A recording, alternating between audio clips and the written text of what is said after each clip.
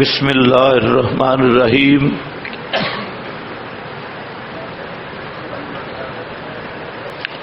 انصار کے مدینہ منورہ میں دو قبیلے تھے، ایک اوس اور دوسرا خزرج۔ اوس اور دوسرا خزرج۔ اور یہود کے بھی دو بڑے قبیلے تھے، بنو نذیر اور بنو قریظہ۔ یہ جو بنو نذیر تھے یہ خزرج کے حلیف تھے، اور بنی قریظہ اوس کے۔ تو یہ عام طور پہ جو چھوٹی قومیں ہوتی ہیں وہ بڑوں کے سہارے پہ رہتی ہیں۔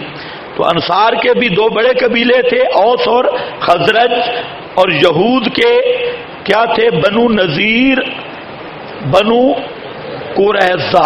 اس کو ذرا ذہن میں لے آنا۔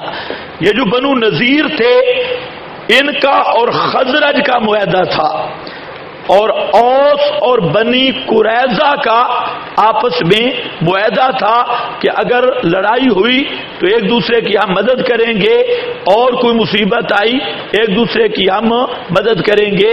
یہ حلیف تھے۔ ہوتا یہ تھا کہ اللہ تعالیٰ نے یہود سے 3 وعدے لیے۔ اس میثاق میں 3 عہد تھے جن کا جہاں ذکر ہے۔ پہلا یہ ہے کہ آپس میں خانہ جنگی نہیں کریں گے، دوسرا یہ کہ اپنے دینی بھائیوں کو جلا وطن نہیں کریں گے، اور تیسرا یہ کہ اگر تمہارا کوئی دینی بھائی گرفتار ہو گیا تو اس کو فدیہ دے کر چھڑانا ہے۔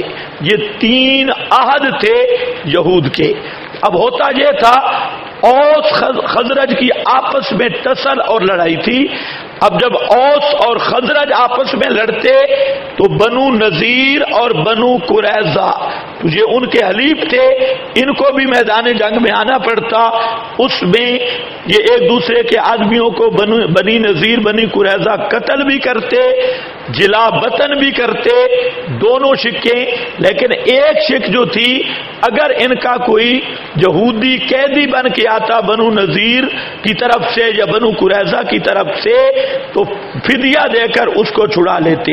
تو آج میں کتنی شکیں تھی؟ 3، کہ خانہ جنگی نہیں کرو گے، دینی بھائیوں کو نکالو گے نہیں، جلا وطن نہیں کرو گے، اور تیسرا یہ تھا اگر قیدی بن گئے تو فدیہ دے کر چھڑاؤ گے۔ انہوں نے 2 کام کیے اور ایک پر عمل کیا، 2 نقض کیے، خانہ جنگی بھی کی اور جلا وطن بھی کیا بھائیوں کو، اپنے یہودیوں کو، اور فدیہ والے حکم پہ عمل کیا۔ تو اس لیے فرمایا افتؤمنون ببعض الکتاب وتکفرون ببعض۔ جہاں بعض الکتاب سے مراد یا الکتاب تورات ہے یا عہد اور میثاق ہے، کہ تم نے بعض عہد و میثاق پہ عمل کیا اور بعض کا انکار کر دیا۔ تکفرون ببعض۔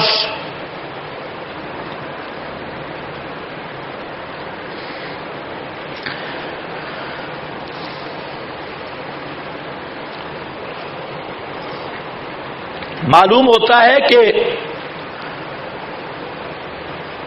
بعض کتاب کو ماننا اور بعض کو نہ ماننا یہ بھی عادت یہود ہے۔ جو آدمی بعض کتاب کو مانے بعض کو نہ مانے تو وہ بھی وصفاً یہودی ہے، عادت یہود سے ہے۔ آج یہی ہو رہا ہے کہ ہر پارٹی، ہر فرقہ اس نے اپنے اپنے حصے بنائے ہوئے، حصے، اور حصے کیا؟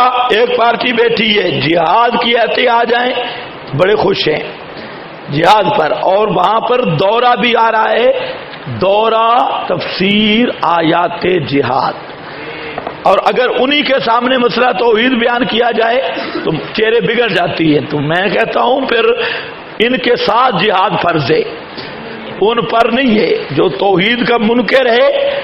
اسی طرح ایک پارٹی وہ ہے وہ بھی قرآن پڑھتی ہیں، انہوں نے 2-4 ایتیں رکھی ہے، منزل منزل کے نام پہ، اور اس میں کیا ہے وَنُنَزِّلُ مِنَ الْقُرْآنِ مَا هُوَ شِفَاء،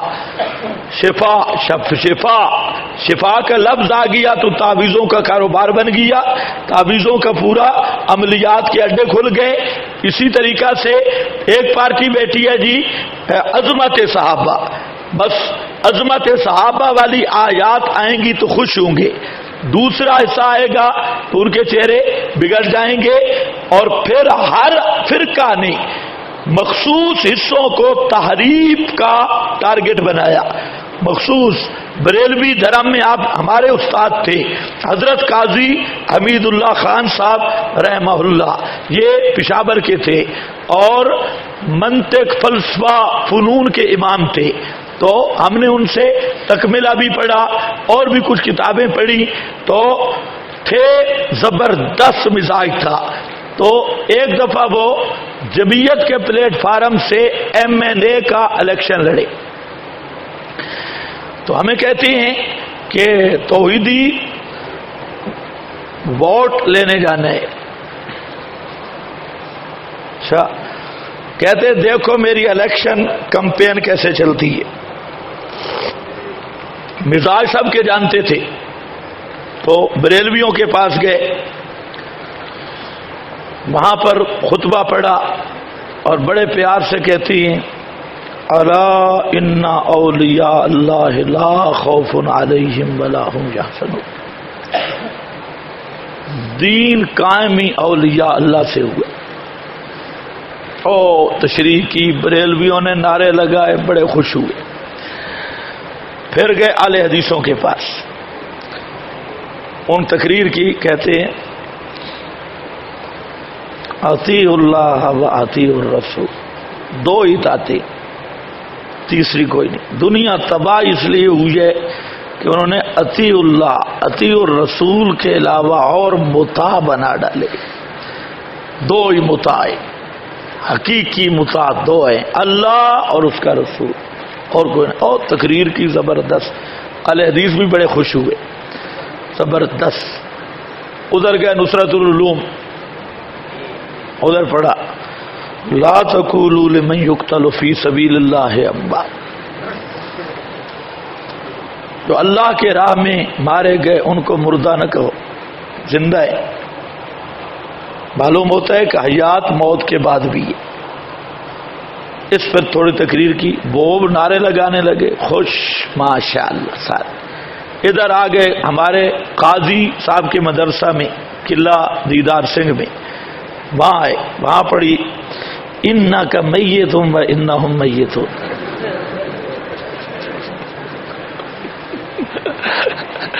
بعد میں کہتے ہیں، اور یہی مضمون بیان کیا، بعد میں کہتے ہیں کہ ووٹ اس طرح مانگے جاتے ہیں، مسلمان ہو کے ووٹ نہیں مانگے جا سکتے، ووٹ اس طرح مانگے جاتے ہیں۔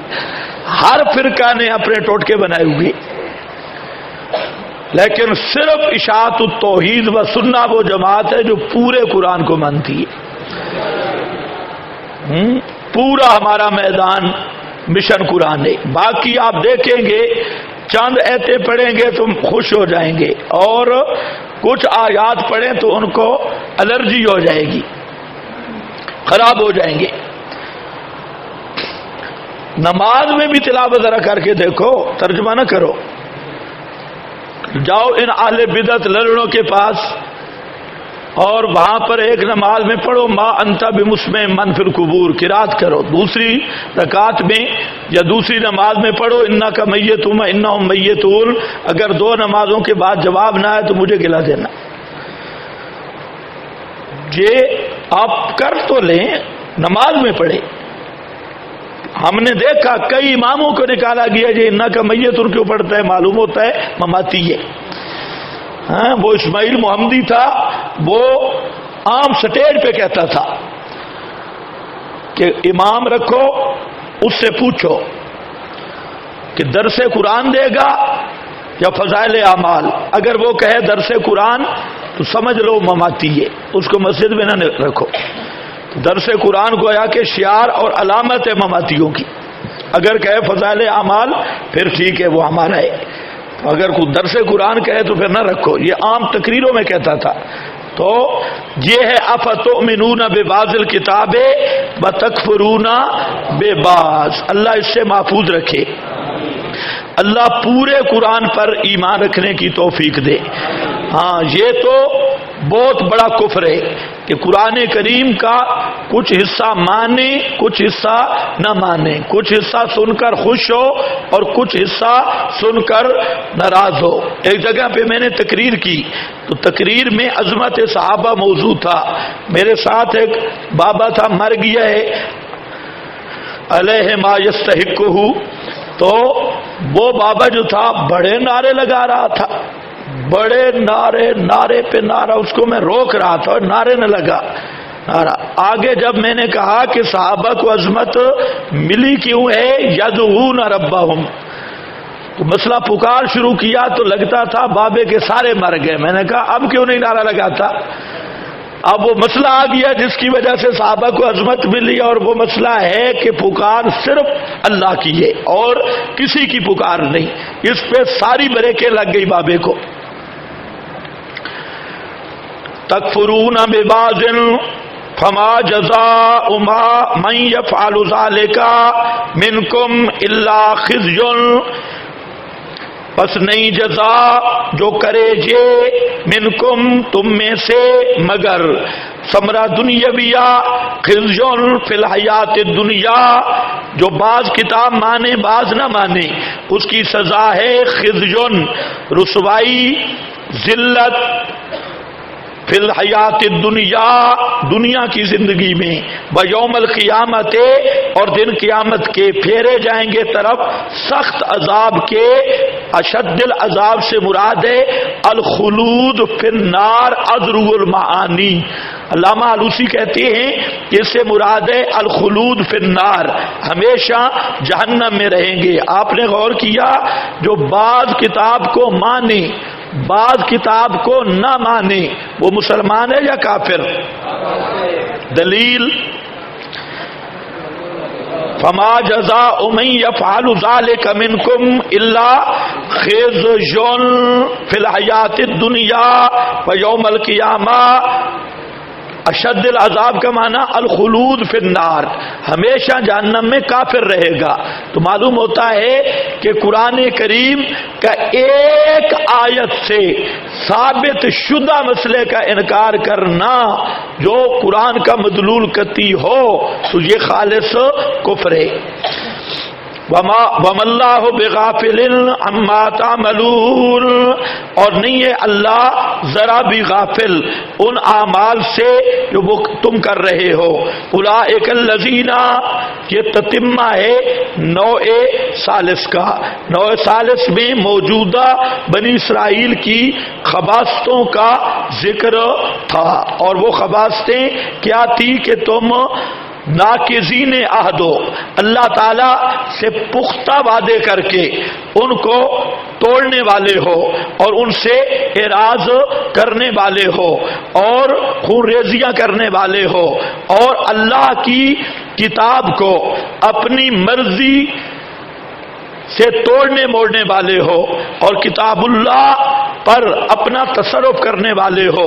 تو اس پر فرمایا، اب دیکھیں ان کے دل میں تقدس تھا، اللہ نے فرمایا نرے بیزتے نرے رسوا الا خزیٌ، اور قیامت کے دن ہمیشہ جہنم میں رہیں گے، یعنی پکے کافر. اولئک الذین، تتمہ نوع ثالث اور علت ثمرات، علت ثمرات، ثمرہ دنیاویہ اللہ خزیٌ میں بیان ہوا، اور یوم القیامہ ثمرہ اخرویہ وہ بیان ہوا. اب یہ علت ثمرات، اولئک الذین، یہی لوگ ہیں اشتروا الحیات الدنیا، بیچا انہوں نے دنیا کی زندگی کو بدلے آخرت کے، یا پسند کیا انہوں نے.